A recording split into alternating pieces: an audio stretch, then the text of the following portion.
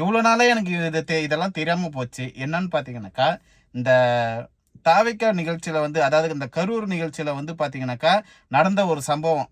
அது வந்து வருத்தமான ஒரு விஷயம்தான். அது நம்ம வந்து எதுவும் இது பண்ண முடியாது.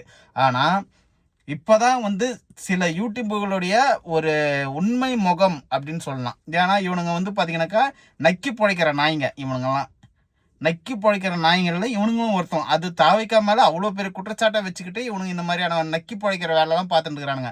எனக்கே தெரியாது இவனுங்கெல்லாம் திமுகவுடைய கொத்தடிமைகள்ன்றது. இப்போதான் தெரியுது அது எல்லாமே.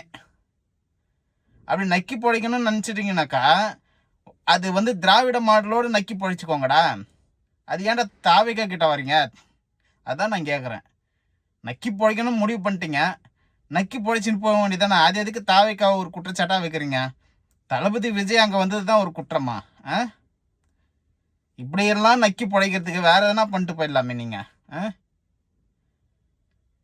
ஏன்னா இத்தனை நாள் தெரியாமல் போச்சு இவனுங்கெல்லாம் வந்து ஒரு ஈனப்பிறவிங்க.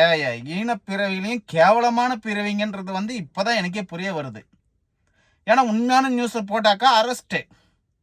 ஒரு சவுக்கு சங்கராக இருக்கட்டும், இல்லை வேற ஒரு ஊடகமாக இருக்கட்டும், அவங்களெல்லாம் அரெஸ்ட் பண்ணுறது, இந்த மாரிதாஸெல்லாம் அரெஸ்ட் பண்ணுறது, இதெல்லாம் பண்ணிட்டு இருக்கிறானுங்க.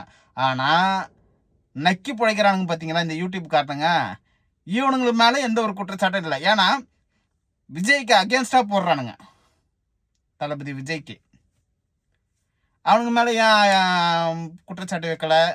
இதெல்லாம் தப்புப்பா, இந்த மாதிரிலாம் வீடியோ பண்ணக்கூடாதுப்பா அப்படின்ட்டு. ஏன்னா இவனுங்க நக்கி பிழைக்கிற கேவலமான ஒரு ஜென்மம். அந்த மாதிரி ஒரு இது பார்த்தீங்கன்னாக்கா அதை விட்டு வெளில வந்துடுங்க. அதுதான் என்றைக்குமே நல்லது. ஏன்னா நக்கி பிழைக்கிற நாய்ங்க கடைசி வரைக்கும் நக்கி தான் பிழைக்கும், ஒண்டி தான் பிழைக்கும். இதுக்கெல்லாம் வேறு எதுக்குமே லாக்கி இல்லை இதுக்கெல்லாம்.